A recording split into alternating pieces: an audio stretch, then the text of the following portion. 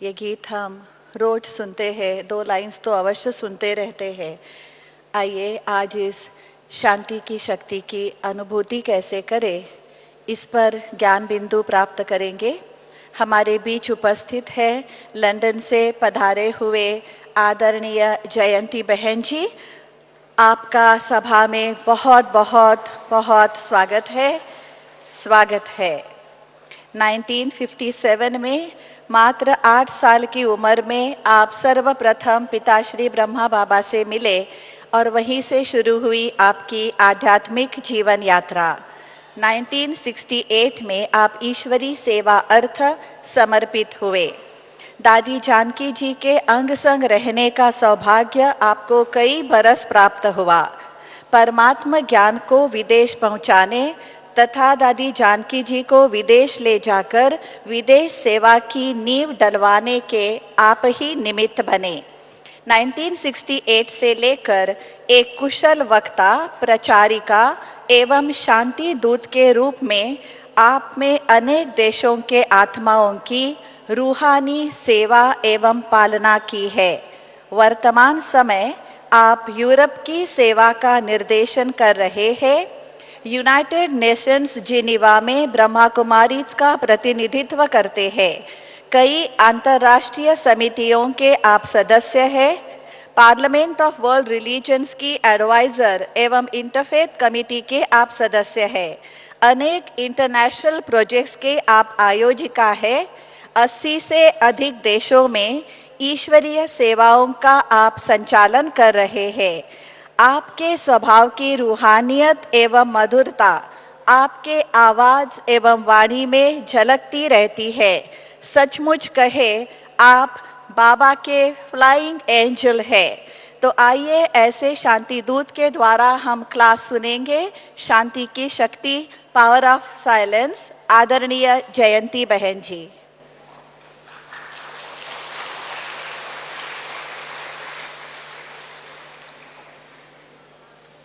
ओम शांति। यदि ये पूछा जाए कि कौन से सब्जेक्ट में अधिक ध्यान देने की आवश्यकता है, तो वह समझती हर एक के दिल से, मन से यही आवाज़ निकलेगा कि हमें योग पर अधिक ध्यान देना है।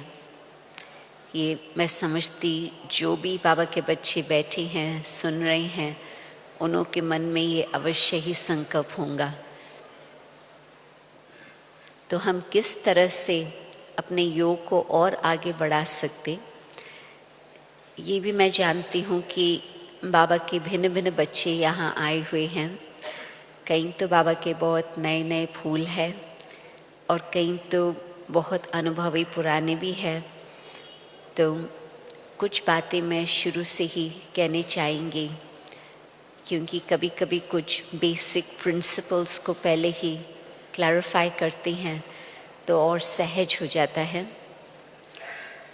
तो मैंने देखा है कि फर्स्ट स्टेप है कि हम एकांत प्रिय बने।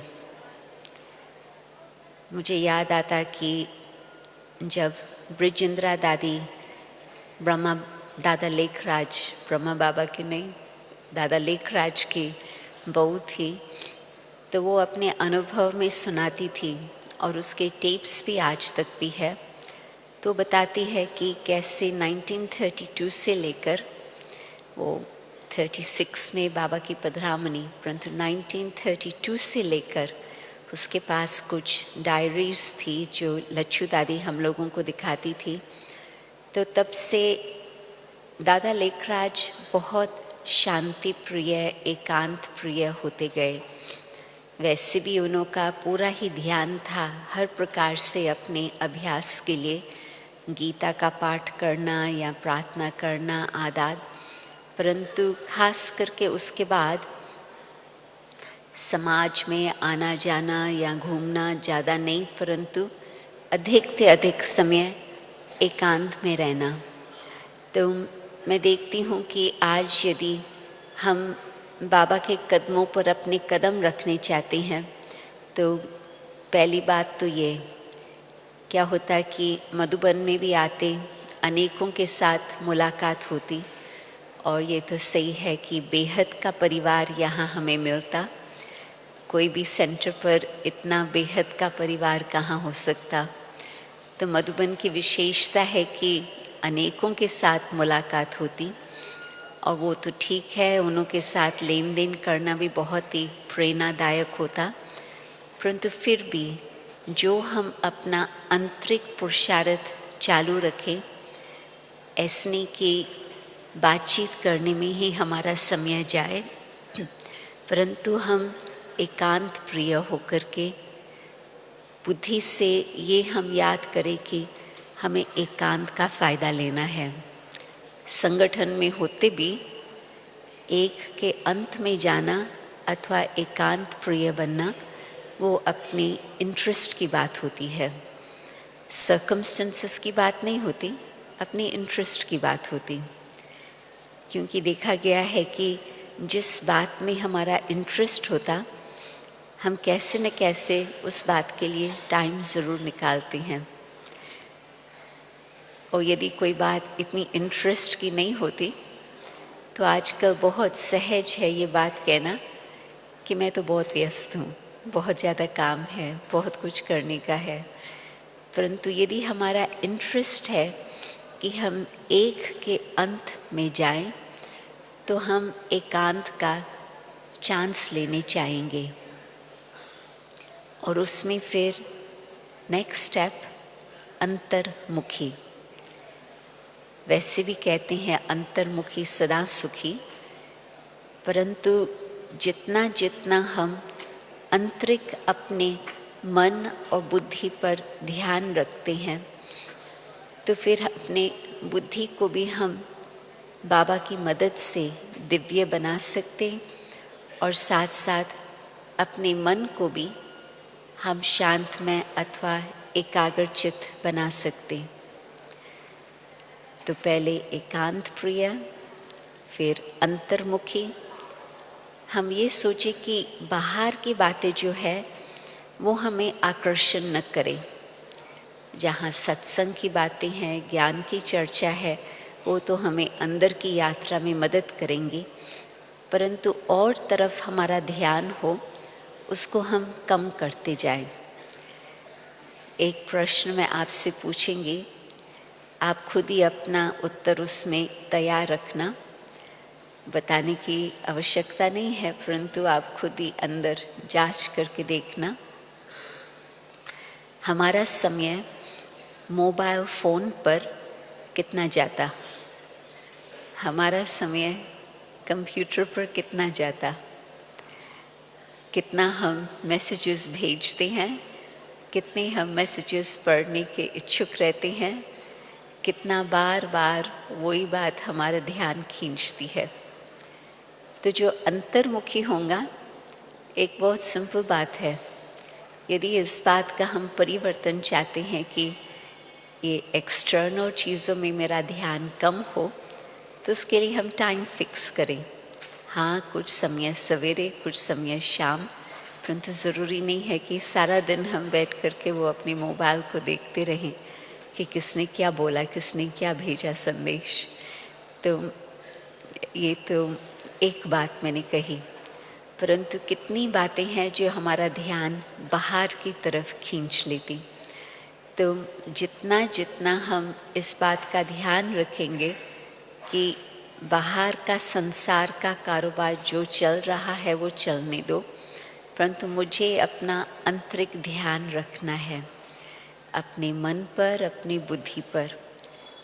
तो यदि हम बुद्धि पर ध्यान रखने चाहते हैं, तो उसमें ये हम सोचें कि हमारा कितना बाबा के दिए हुए रत्नों पर अथवा ज्ञान पर ध्यान रहता, और कितना हमारे बुद्धि में और बातें रहती। दोनों बातों के लिए इतनी जगह नहीं है। आत्मा ही छोटी सी बिंदु, और उस बिंदु के अंदर कितनी जगह होंगी, इतनी जगह तो नहीं है जो हम संसार की बातें भी रखें, मनुष्यों की बातें भी रखें और बाबा का ज्ञान की बातें भी रखें। मनुष्यों की बातें रखेंगे, यहाँ वहाँ की बातें रखेंगे तो वो तो लंबी कहानी हो जाएंगी, एक से अनेक और बातें याद आती रहेंगी। परंतु यदि हम चाहते हैं कि मुझे साइलेंस की शक्ति जमा करनी है, तो उन सब बातों को थोड़ा सा हमें हटाना होगा। और दिन भर, क्योंकि ये मैंने देखा है कि योग का कनेक्शन है ही दिन भर के संकल्पों के साथ। यदि दिन भर पर हमारे बुद्धि और मन पर हमने चेकिंग नहीं रखी है, तो फिर साइलेंस शक्ति जमा करने की मार्जिन कम होती। परंतु यदि हमने दिन भर अपनी बुद्धि को ज़्यादा फैलाया नहीं है, हाँ जो अपना ज़रूरी बात है उस पर हमने ध्यान दिया, परंतु उसको व्यर्थ संकल्प नहीं कहेंगे, उसको फिर भी कहेंगे कि ये तो जो आवश्यक बात है उस पर ध्यान देना भी ज़रूरत है। चाहे घर की बात हो, चाहे कारोबार की बात हो, काम की बात हो, लौकिक सेवा की बात हो, चाहे परलौकिक सेवा की बात हो, अलौकिक सेवा की बात हो, तो ध्यान देना आवश्यक होता। परंतु जो एक्स्ट्रा हम उस बात पर फिर विस्तार में सोचने लगती हैं। मामा कहा करती थी कि प्लान्स तो बनाते हो और आप कहेंगे कि ईश्वरीय सेवा के लिए प्लान्स है, परंतु आपके प्लान्स तब सफल होंगे जब बुद्धि को आपने प्लेन रखा होगा। तो बुद्धि कहाँ तक हमारी प्लेन है अथवा अनेक प्रकार की बातें बुद्धि में नहीं घूम रही है, तो उस हिसाब से फिर अपनी बुद्धि को शांत करके चलाना। फिर जिस घड़ी हमें चांस मिलता, चाहे वो ट्रैफिक कंट्रोल की बात हो, चाहे वो जिस घड़ी हम विशेष संगठन में बैठते हैं, योग करने के लिए बैठते हैं, तो वो हमें उस ध्यान का हमें और प्राप्ति होंगी अथवा फ़ायदा होगा।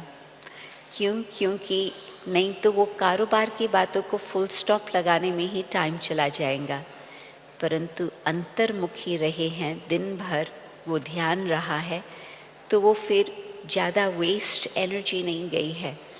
एनर्जी को हमने ध्यान रख कर के कंट्रोल किया है, तो उस हिसाब से फिर मन भी शिव बाबा की याद में लगन में मगन हो सकता।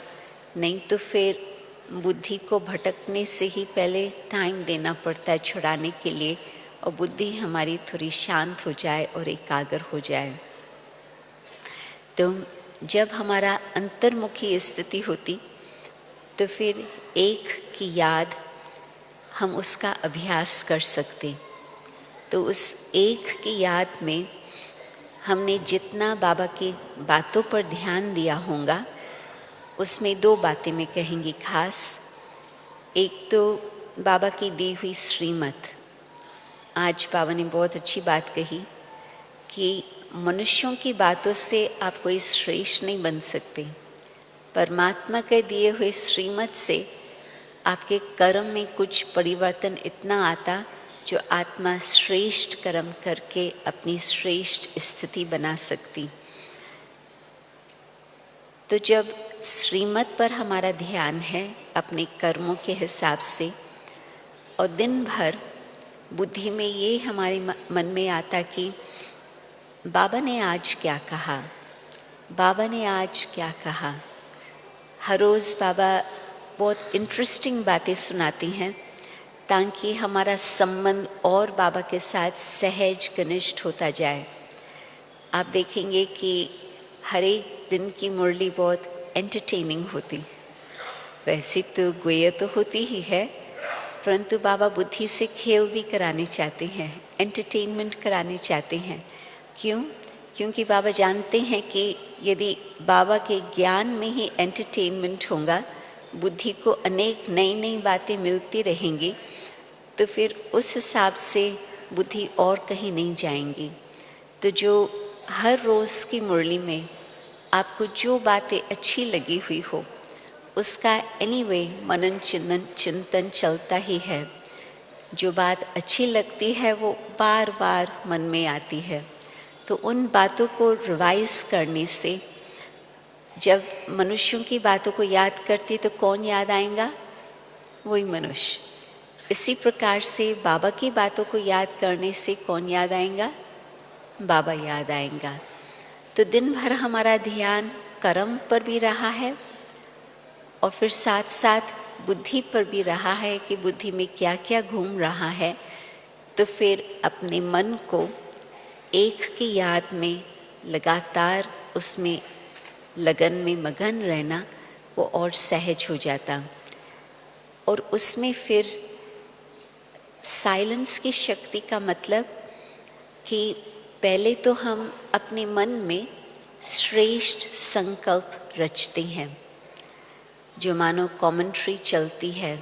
कई प्रकार से कमेंट्रीज आजकल बनी हुई है और बहुत करके जब कोई नया नया आता है तो ज़रूर हम उसका सहयोग लेते हैं कि क्या कमेंट्री सुन करके उनको योग लगाने में कुछ अधिक इजी होगा। तो फिर वो है जब हम मन को और सब तरफ से हटाकर एक ही याद में अपने मन को एकाग्र करते जा रही हैं। और उसमें चाहे बाबा के साथ संबंधों की बात आती, चाहे उसमें बाबा के गुणों की बात आती है आदाद। और जितना जितना हम अपने मन को शुद्ध श्रेष्ठ संकल्प में चलाते हैं तो उसमें मन के संकल्प धीरे धीरे चलने लगते हैं।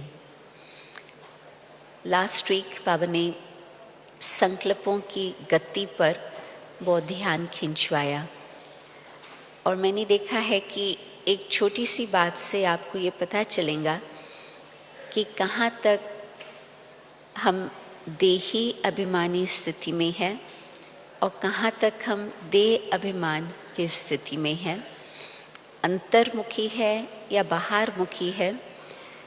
एक बात से बहुत जल्दी पता चल जाता। आप ये देखो कि आपके संकल्पों की स्पीड कितनी चल रही है। यदि संकल्पों की स्पीड फास्ट चल रही है तो उसका मतलब ध्यान बाहर है, देही अभिमानी नहीं है, देह अभिमान में है। और जिस घड़ी हम अपने संकल्प पर मालिक होकर के उसके स्पीड को स्लो करते हैं, धैर्यवत करते हैं, तो उसमें हमें सहज ही पता चलता है कि आत्म स्मृति अथवा आत्म स्थिति हमारी बन रही है। तो ये एक बात पर हम ध्यान रखें कि कोई भी बात में कहाँ तक हमारे संकल्प की स्पीड किस प्रकार से चल रही हो। और यदि हम ज्ञान का मनन चिंतन करते हैं, बाबा ने बहुत अच्छा कहा कि जब फालतू बातें सोचते हैं, गाड़ी छूट गई, फिर बाद में सोचते हैं कि ये सोचने की ज़रूरत ही नहीं थी, परंतु तब तक गाड़ी छूट गई। परंतु यदि हम पहले से ही ध्यान रखते हैं, उसमें बाबा एक बारी कहा था, सोचने से पहले सोचो। सोचने से पहले सोचो मतलब एक बारी घोड़ा भागने लगा, फिर उसके पीछे पीछे आप भागो और उसको पकड़ने की कोशिश करो तो बहुत मेहनत की बात है। परंतु यदि लगाम आपके हाथ में है और घोड़ा अभी तक छूट नहीं गया है, तो आप उस घड़ी ये सोचो कि क्या इस रास्ते पर अपने संकल्प को ले जाने से कुछ फ़ायदा होगा या नहीं। तो जब अपनी शक्ति को इस तरह से समझ करके मैनेज करते हैं, कंट्रोल करते हैं, ताकि फालतू संकल्प हमारे न चले, तो उसमें क्या होगा कि जो हमारी एनर्जी बचती जाती है, फिर जब योग का टाइम होता तो उसमें हम अपने संकल्पों को धीरे धीरे चला सकेंगे। संकल्प फास्ट नहीं चलते हैं योग के समय या ज्ञान के मंथन के समय, संकल्प धीरे धीरे चलते। और फिर एक संकल्प और दूसरे संकल्प के बीच में वो कुछ मार्जिन होती। तेज संकल्प नहीं, एक संकल्प आया, थोड़ा साइलेंस, फिर दूसरा संकल्प, और वो जो संकल्पों के बीच में वो गैप है उसको हम बढ़ाते चलें। और वो कैसे? क्योंकि हर संकल्प का हम अनुभव कर रहे हैं। इस कारण से जल्दी जल्दी संकल्प नहीं आते, मैं आत्मा शांत स्वरूप हूँ। तो ये सिर्फ बोलने की बात नहीं, परंतु अनुभव करने की बात। तो वास्तव में वो शांति मेरा स्वधर्म क्या है, जब हम वो अनुभव कर रहे हैं तो उस करीब संकल्प नहीं चल रहा है कि मैं शांत स्वरूप आत्मा हूँ। पहले संकल्प किया, परंतु फिर जब अनुभव करने लगे उस समय मन में साइलेंस है, आत्मा अनुभव में खोई हुई है। दूसरा संकल्प आने में कुछ समय लगता। तो ये जो बीच बीच में हमें थोड़ा सा अनुभव होता साइलेंस का, इस साइलेंस की शक्ति को हम बढ़ा सकते। और उसमें बाबा दूसरी भाषा में कहते हैं कि बच्चे आप बीज रूप स्थिति में रहेंगे तो उस बीज रूप स्थिति में आपके पूर्व जन्मों के अनेक जो भी कुछ हिसाब किताब की बातें हैं, विकर्मों की बातें हैं, वो बीज रूप स्थिति में वो समाप्त होंगे। जब हम बाबा के साथ रूरेहान करते हैं, जब हम अनुभव करते हैं बाबा का प्यार, ये सब बातें बाबा के साथ संबंध को और घनिष्ठ बनाने में बहुत ही मदद करती। परंतु विशेष जब साइलेंस शक्ति है, मन के संकल्प शांत है और उस लगन की अग्नि प्रज्वलित है, उस लगन की अग्नि में जो योग शक्ति होती, जो योग ज्वाला होती, उसमें हमारे पूर्व के हिसाब किताब समाप्त होते। आप देखेंगे कि कई बार हम सोचते हैं कि मैंने इस बात पर बहुत अच्छा ध्यान रखा है, परंतु तो भी ये जो मेरे अंदर कुछ कमी है, कुछ कमज़ोरी है, वो जाती नहीं है। ये मेरा बहुत पुराना संस्कार है, लगता है कि इस एक जन्म का नहीं है, परंतु हो सकता है कि अनेक जन्मों का ये कमज़ोरी का संस्कार मेरा ऐसे ही चलता रहा है। तो जब हम देख सकते हैं कि कुछ ऐसी बातें हैं और वो जाती नहीं हैं, वो हमें इशारा दे रही है कि अभी तक हमने इतना तपस्या नहीं की है, इतना योग अग्नि को हमने इतना प्रज्वलित नहीं किया है जो हमारे संस्कारों का परिवर्तन हो सके। तो उसमें थोड़ा समय पहले जनवरी मास में जब विशेष तपस्या का आप देखेंगे कि जनवरी मास में जो एक पॉइंट भी आती थी तपस्या की, बहुत लोगों ने उसका फ़ायदा उठाया। मीन्स 10 मिनट के योग में भी मैं समझती कईयों ने मुझे भिन्न भिन्न देशों से बताया होगा कि जब हम संगठित रूप में मुरली के बाद वो पॉइंट सुनते थे और वो 10 मिनट तपस्या करते थे, बहुत ही अच्छे अनुभव होने लगे। और कई बताते हैं कि सेंटर का वातावरण ही उस 10 मिनट की तपस्या से ही बहुत कुछ प्राप्ति हो गई। तो समय की बात नहीं है कि हम कितने घंटे बैठे, परंतु बात यह है कि योग की क्वालिटी किस प्रकार से रही। और जब हम चाहते हैं कि दिन भर हमारी दिनचर्या में हम अधिक समय योग के लिए देवें, हो सकता है कि शायद हम समय निकाल सकें, हो सकता है हम इतना समय न भी अधिक निकाल सकें, परंतु ये तो हम सब कर सकते हैं कि जो अपने निश्चित समय बने हुए हैं, अमृत वेले का या मुरली से पहले योग का या मुरली के बाद योग का या बीच में बाबा को भोग लगाने का, कुछ भी कहो, जो भी दिनचर्या अनुसार आप कर ही रहे हैं, उसमें ये हो सकता है ज़रूर कि आप उस समय के योग के क्वालिटी को और अधिक अच्छा बनाए।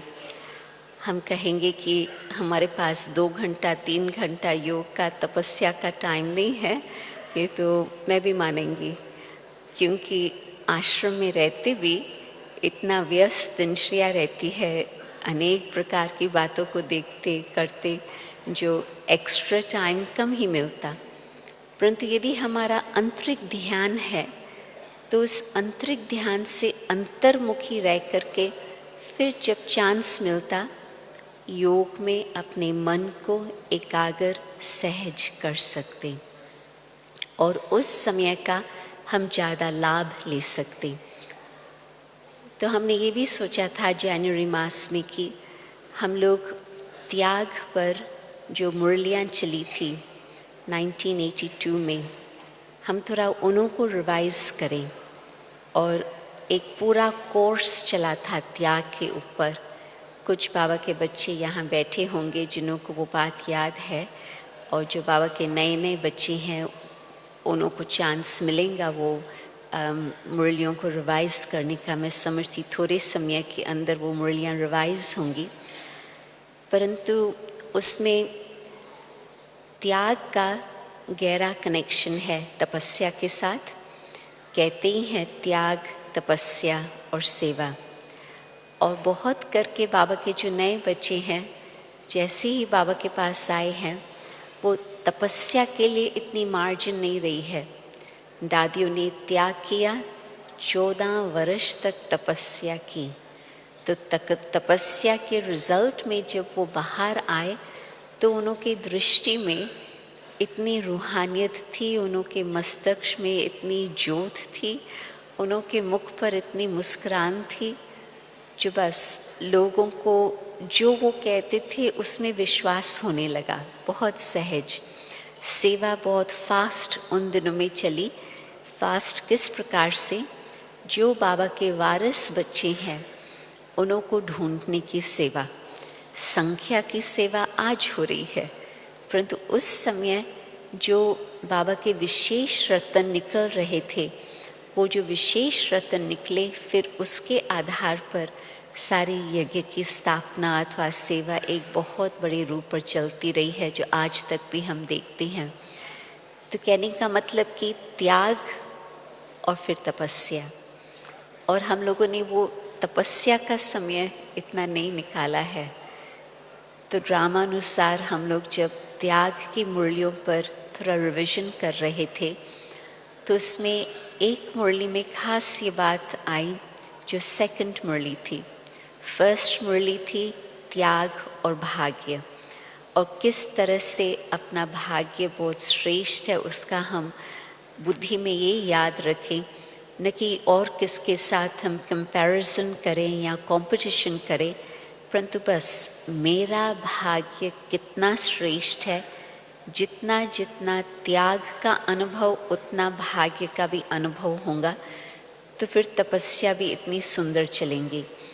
परंतु उसमें भी सेकंड मुरली जो चली थी, उसमें बाबा का खास ये कहना था कि जो बच्चे बाबा के पास आते हैं, पहले तो जो मोटे रूप से विकारों को त्याग करने की बात आती, वो तो जल्दी हो जाता।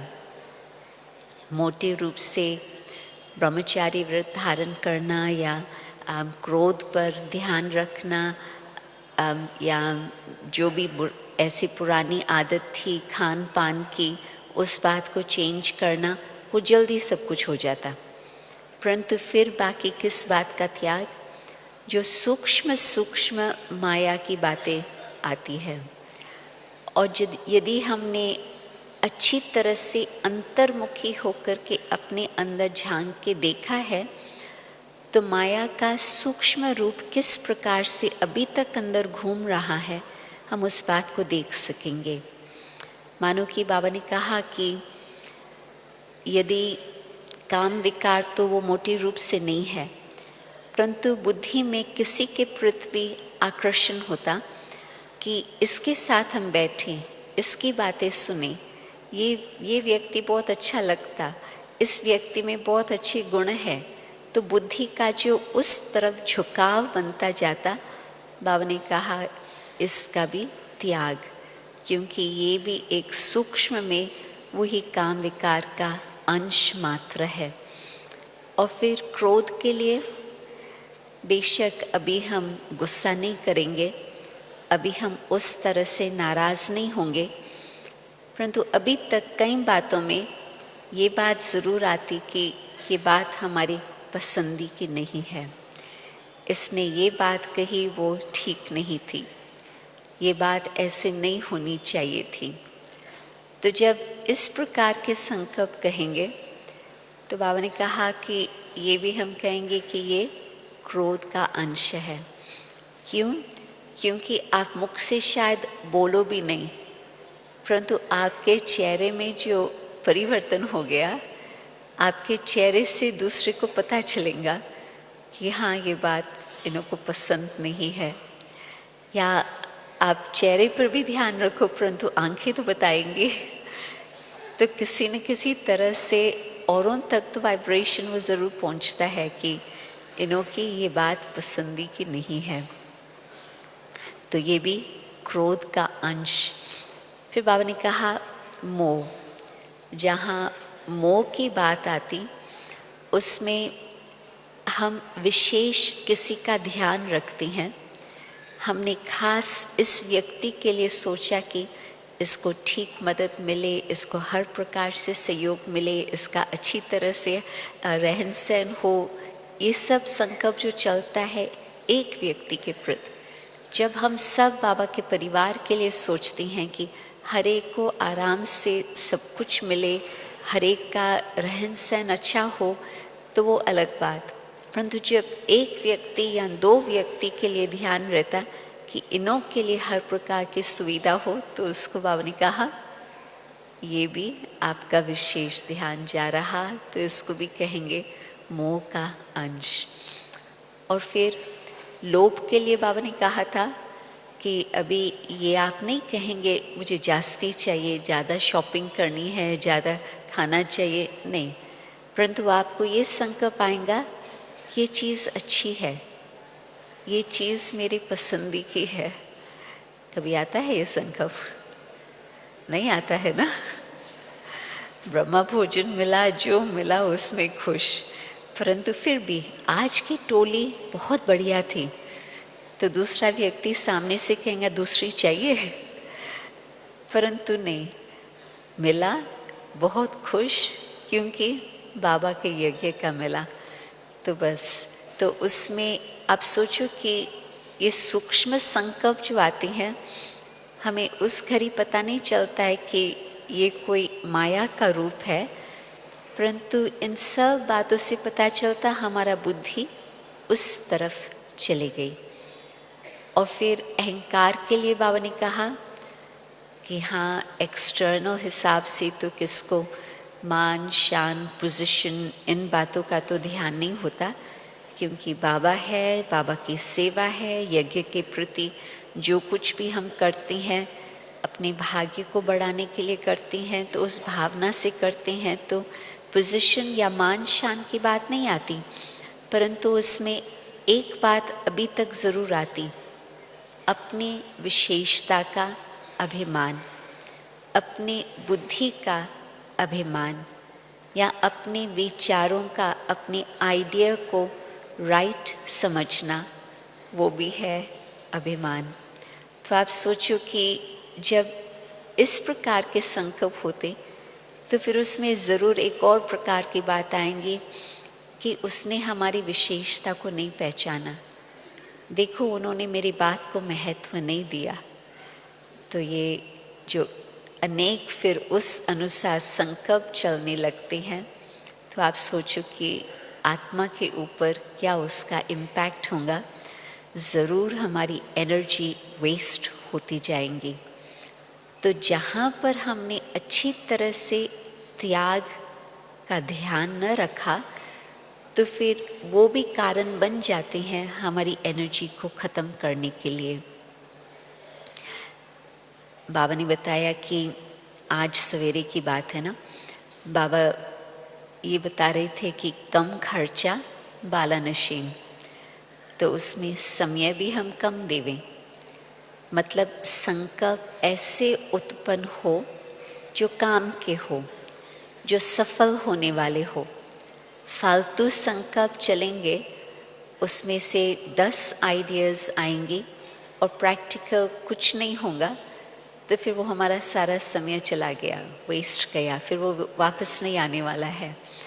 परंतु यदि हमने ध्यान रखा कि बाबा की याद में 1 सेकंड साइलेंस और फिर किसी बात पर सोचना, तो उससे फिर क्या होगा कि संकल्प जो धीरे चल रहे हैं, एनर्जी वेस्ट नहीं हो रही है, टाइम वेस्ट नहीं हो रहा है।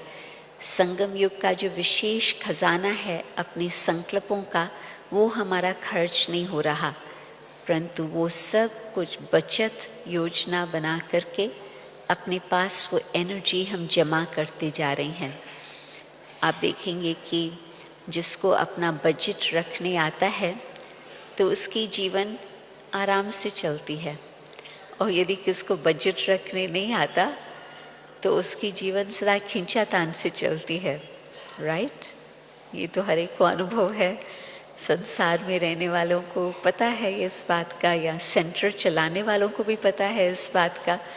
हर एक को ध्यान तो रखना ही होता है। तो हम उस बात के बजट पर ध्यान रखते, परंतु संकल्प शक्ति हमारी सबसे बड़ा खजाना है। समय संगम युग का बहुत श्रेष्ठ खजाना है। हम इस बात पर बजट पर ध्यान नहीं रखेंगे, जमा करने में टाइम लगता, बाबा से रिचार्ज करने में इतना ध्यान देना पड़ता, और खर्च करने में बहुत फास्ट खर्च हो जाता। तो तभी बाबा ने कहा कि कम खर्च तो बालानशीन, उसका जो रिजल्ट होता बहुत ही शानदार, बहुत ही सुंदर होता।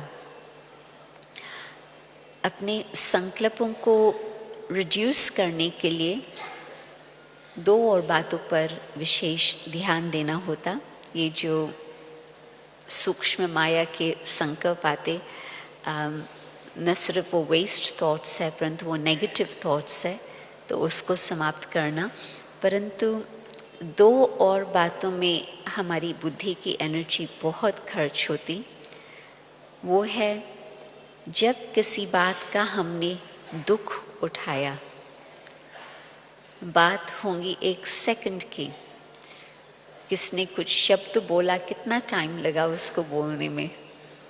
ज़्यादा टाइम नहीं लगता, तो उसने तो जल्दी में मुख से कुछ बोल दिया, परंतु हमने अपने बुद्धि में कितना समय तक उस बात को संभाल के रखा, और जब जब वो बात हमारे बुद्धि में वापस आती रही तो उस समय हमको क्या फीलिंग आई। ये तो आप समझ सकते हैं कि वैसे तो सुख ज़्यादा याद आना चाहिए, परंतु कलयुग के अंत में बुद्धि कमज़ोर होने कारण सुख को जल्दी भूल जाती और दुख की बातों को पकड़ के रखती है अपने पास। तो यदि हमने बाबा का इस मंत्र पर ध्यान रखा कि न दुख दो न दुख लो, दुख न देना, ये तो हर एक समझ सकता है कि यदि हमने किसको दुख दिया तो वो गुंबस की तरह अपने मन में वो बात घूमती रहेंगी और मैं अपने को दुखी बनाती रहेंगी। या हमने जो वो बीज डाला दुख देने का, हो सकता है कि रिटर्न में मुझे भी वो 10 शब्द कह देवे या कुछ इस तरह से करे, परंतु दुख देना ये हम जल्दी समझ लेते हैं। दुख लेना, इस बात को समझ करके पुरुषार्थ करना, उसमें ज़्यादा समय लग रहा है। तो अब हमें किस बात का ध्यान रखना है कि हम दुख ना लेवें। अपनी स्वमान की स्थिति यदि हम बनाकर रखते हैं कि मैं कौन और मेरा कौन और मुझे बाबा से क्या क्या मिला है, तो हाँ, यदि कुछ कहता है तो उसमें 1 सेकंड हम ये सोचें कि जो ये कह रहा है उससे मुझे सीखने को कुछ मिल रहा। ऐसे नहीं कि हमको इग्नोर करना है, नहीं, ये ज़रूर हम अपने बुद्धि में सोचे कि ये जो कह रहे हैं वो क्या देख करके कह रहे हैं, मुझे उसमें कुछ सीखने को क्या मिल रहा। तो यदि हम इस तरह से उस बात को कन्वर्ट करके उस बात का अपने आध्यात्मिक उन्नति के लिए फ़ायदा उठाते हैं तो फिर हमें वो दुख चुभेगा नहीं। आप सोचो कि आप चल रहे हो गालीचे पर और आपके पाँव में कुछ नहीं है और गालीचे पर भी एक छोटा सा कहाँ से तिनका आ गया और वो तिनका आपके पाँव में चला गया, तो आप क्या करेंगे? आप ज़रूर समय उसी घड़ी बैठकर उसको निकालने की कोशिश करेंगे। क्यों? क्योंकि आप वैसे ही चलते चलो और वो आपको दुख देता रहे, दर्द करता रहे, न सिर्फ वो दर्द करता रहेगा परंतु वो तिनका अंदर घुस गया तो आप सोचो कितना नुकसान हो जाता। तो आप ऐसे करने ही नहीं देंगे। आप तुरंत बैठ कर के वो छोटा सा तिनका भी निकालने की कोशिश करेंगे और यदि हाथ से नहीं निकलता तो आप सुई लेकर के भी उसको निकालने की कोशिश करेंगे। मतलब आप उसको छोड़ नहीं देंगे, अंदर रहे, कोई हर्जा नहीं, ठीक है, नहीं। आपको मालूम है कि यदि वो अंदर चला गया उसका बहुत ज़्यादा नुकसान होगा और हमको उसका बहुत कुछ और आगे भी सहन करना पड़ेगा। तो जिस घड़ी कोई बात का दुख हमें लग रहा, पहले हमारी बहुत अच्छी फीलिंग थी, सब ठीक चल रहा, परंतु फिर कोई बात अंदर आ गई तो उस घड़ी शांति से बैठ करके अपने मन से पूछो कि ये कौन सी बात आ गई जिस कारण से मेरी फीलिंग जो अच्छी फीलिंग थी वो चेंज होकर के अभी ये अलग प्रकार की फीलिंग आ गई। तो आप ध्यान से देखेंगे तो आप फिर उस बात को, वो कांटे को निकाल देंगे। और यदि कांटे को रहने देते हैं और बार बार वो बात चुभती रहे तो अंदर एक पॉइजन, जहर इकट्ठा होता जाता और जो बात हमने स्वीकार कर ली, अंदर अपने अंदर रख ली दुख की, आप सोचो कितनी हमारी एनर्जी उसमें खर्च होती और न सिर्फ उसमें हमारी एनर्जी जाती परंतु हम कहाँ न कहाँ वो कहानी ज़रूर सुनाएंगे। दुख लिया हुआ होता, उसका वर्णन ज़रूर चलता। एक तो अंदर हमारी एनर्जी खर्च और अंदर हमारी फीलिंग अच्छी न रहे, एक तो वो धोखा, परंतु दूसरा हम मुख से किसी को भी कहानी सुनाएंगे और उनको कहेंगे कि और किसको नहीं सुनाना परंतु मैं अपनी दिल की बात सुनाती हूँ और फिर एक एक को कहेंगे अभी इसको बोला, अभी इसको बोला, अभी इसको बोला, तो अनेकों तक वो बात फैल जाती।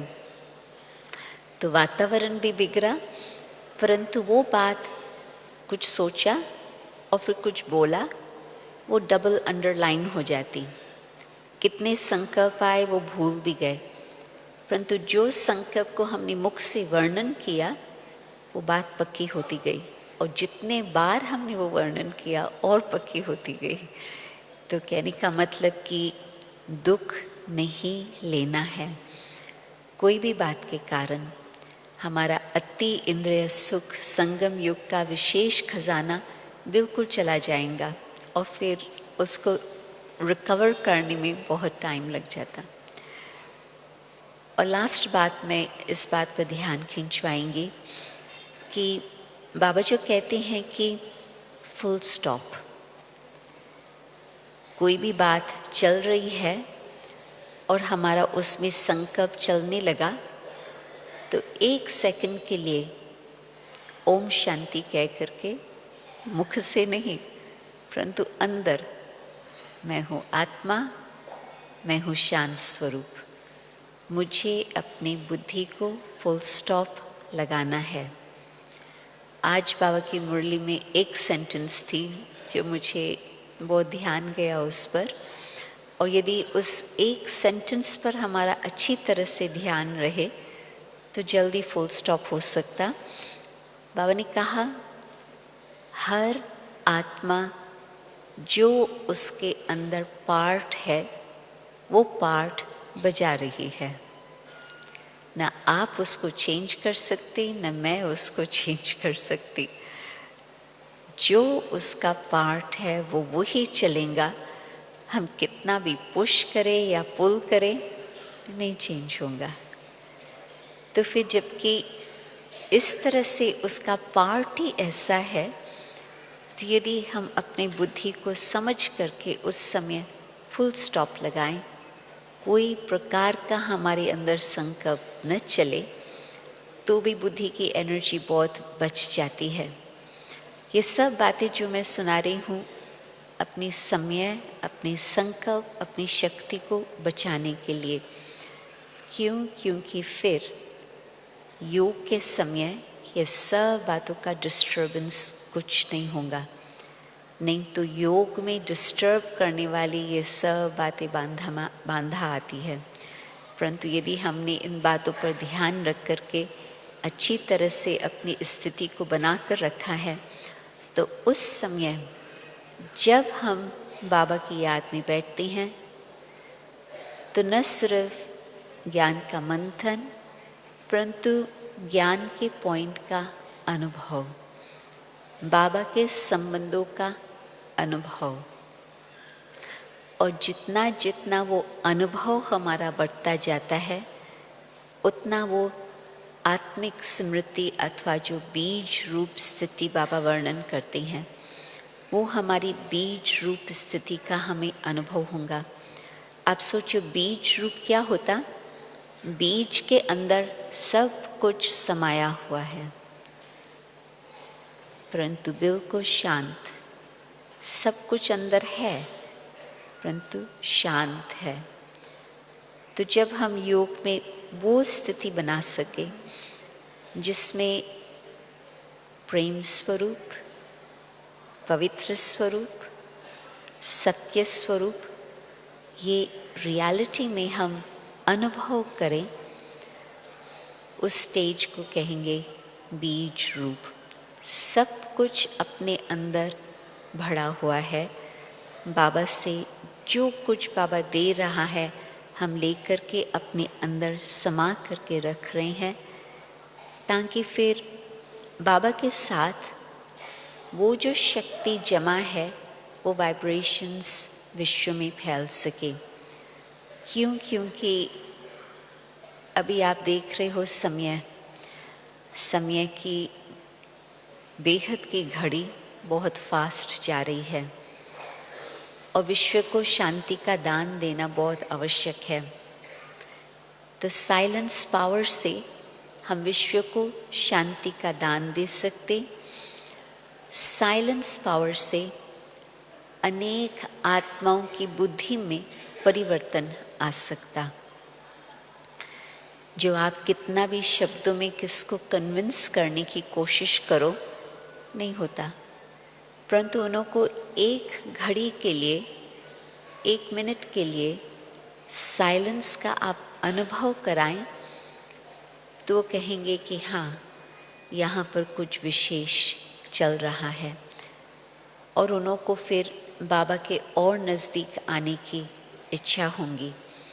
तो शब्दों द्वारा ज्ञान स्पष्ट करना आवश्यक है, परंतु अभी बाबा बहुत समय से यही चाहते हैं कि मनसा सेवा हमारी हो। जबकि साइलेंस शक्ति नहीं है तो मनसा सेवा कैसे हम कर सकेंगे। कुछ वर्ष पहले बाबा ने खास ये सभी से हाथ खड़ा कराया था, आप कितना समय मनसा सेवा हर रोज़ करते हो? तो कईयों ने हाथ उठाया था कि हाँ हम करते हैं, कुछ थोड़े थे जिन्होंने नहीं हाथ उठाया। तो बाबा ने लास्ट में कहा, सीज़न का लास्ट घड़ी थी 3-4 वर्ष पहले, तो बाबा ने कहा अच्छा हर रोज़ एक बिल्कुल छोटी सी बात को पक्का करो, मुझे कम से कम 5 मिनट, बहुत ज़्यादा समय बाबा नहीं कहते हैं, 5 मिनट भी मुझे शिव बाबा की याद में विश्व को शांति का दान देना है। मुझे मनसा सेवा अवश्य करनी है। तो आप सोचो कि बाबा हमें कब से बता रहे हैं, परंतु प्रैक्टिकल में हम देखते हैं कि संसार के दुख की बातें बहुत बहुत बहुत बढ़ गई है। कोई अमीर है तो उसको अनेक प्रकार की चिंता होंगी, कोई गरीब है तो उसको अपने प्रकार की अनेक चिंताएं होंगी। तो कोई संसार में ऐसा व्यक्ति नहीं है जो कहेगा हाँ सचमुच आंतरिक मुझे खुशी है, शांति है। सुख के साधन होते हुए कहेंगे जो आंतरिक सुख मुझे चाहिए, जो शांति चाहिए, वो हमें नहीं है। तो हम उनको शब्दों द्वारा नहीं दे सकते, परंतु मनसा सेवा के द्वारा दे सकते। मुझे लगता है कि जो बाबा ने विदेश की सेवा कराई, 40 वर्ष में कितनी बेहद की सेवाएं हो गई, जबकि 40 वर्ष में विश्व में 120 देशों तक पहुंच जाए वो वैसे तो संभव नहीं है। परंतु बाबा के अव्यक्त होने के बाद बाबा खुद भी अव्यक्त रूप से वो विश्व के अंदर बाबा अपना कार्य करते रहे, भारत में भी कार्य करते रहे, परंतु आत्माओं की बुद्धि को टच करके बाबा इतना कार्य करते रहे। तो अब हम भी बाबा के कुछ सहयोगी बन करके जो कुछ स्थापना के कार्य में बाकी रहा हुआ है समय और कार्य रहा हुआ है, उसमें हम भी साइलेंस पावर से विश्व को दान दे सकें। तो समरी में मैं कहेंगी कि एकांत प्रिय, अंतर्मुखी और फिर एक की याद, एकाग्रचित, और यदि एकाग्रचित होगा तो फिर जो संगठन में हमारी एकता भी होंगी, क्योंकि बहुत क्लियर स्पष्ट रूप से लक्ष्य पता है कि हम क्यों सब एक परिवार के बन गए, क्यों हम सब इकट्ठे हुए हैं विश्व में शांति स्थापन करने के लिए।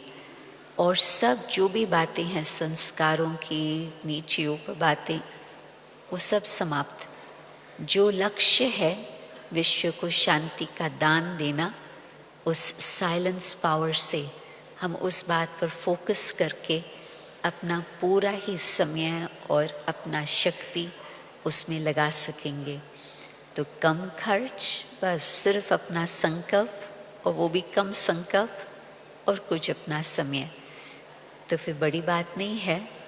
अवश्य ही बाबा का कार्य बहुत फास्ट संपन्न हो सकेगा।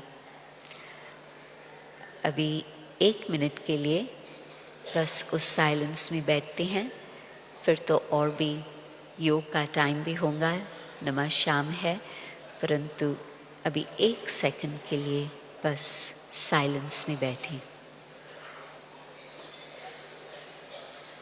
मैं आत्मा शांत स्वरूप शिव बाबा की प्रिय संतान, आत्मा अपनी शांति की स्थिति में स्थित, शांति के सागर से संबंध रख विश्व में शांति का दान दे रहे।